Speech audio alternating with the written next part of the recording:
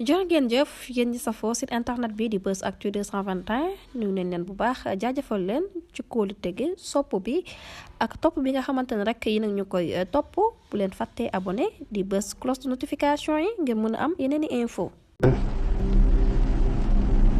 bu waa Ndingler bu ñu leen bàyyi ñu embarqué leen ci politicien en perte de vitesse.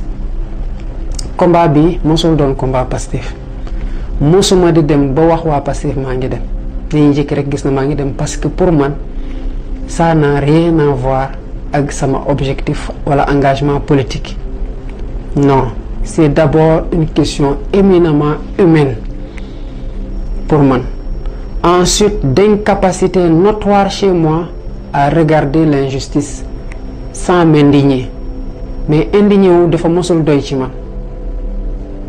Indignation bu weesoo le courage d'agir rek parce que ni koy Guy Marius Sagna faral di waxe jëf mooy natukaayu dëgg.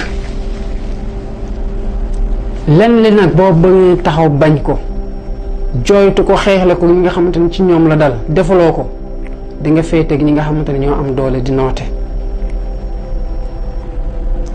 C'est pas la légalité contre la légitimité.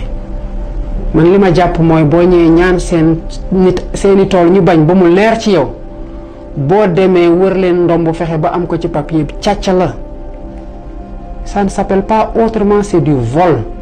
ay terme spoliation yow yi demee noonu sax rafetal la càcc gu wér peng la nga ñëw ñaan seen ay nit seeni tool ñu bañ jëndoo ko ci ñoom luweeloo woon ko nga dem dugal ko ci sa patrimoine ba pare ñu lay wax ne après avoir acquis les terres on a fait les procédures de régularisation nga nekk ci tuuxi doon sa doom yi nga yar leen ci sadisme ak cynisme boobu ñu la ciy jàppale te doon ay jigéen doon war a doon yaay.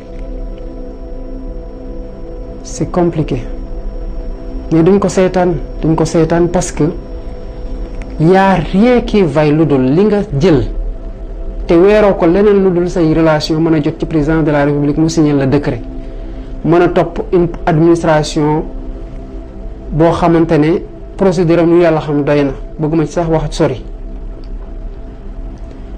nga am say papier léegi ne force publique am naa papier défendre leen ko andi gendarmerie teggi woo préfet teg gas ay tranché tere ñu dugg ñu ji nga diq nga awale sa kaw tracteur. Allahu akbar.